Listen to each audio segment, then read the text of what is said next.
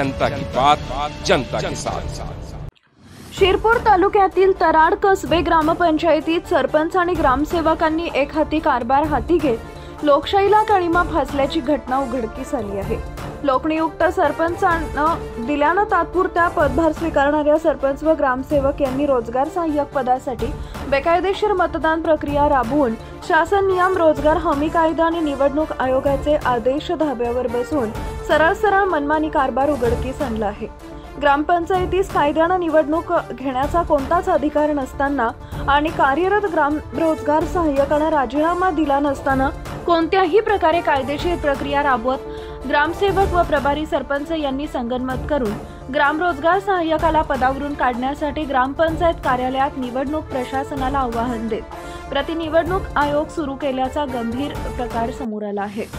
सदर प्रकारामुळे गावात तेढ निर्माण होण्याची शक्यता काही ग्रामस्थांनी व्यक्त केली आहे।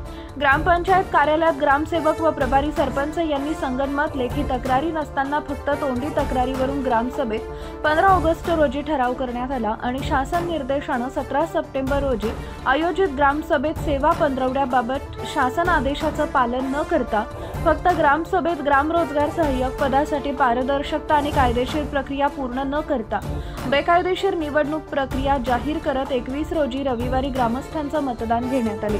त्यामुळे तराड कसबे ग्रामपंचायत कारभारातील ही बेकायदेशीर मतदान प्रक्रिया केवळ नियमभंगच नाही तर ग्राम लोकशाहीवर घाला आहे। त्यामुळे वेळीच अशा प्रति निवडणूक आयोग स्थापन करून गावागावात तेढ निर्माण करून शांतता भंग करणाऱ्या प्रवृत्तीवर कारवाई करावी अशी मागणी होत आहे। जनता की बात जनता के साथ।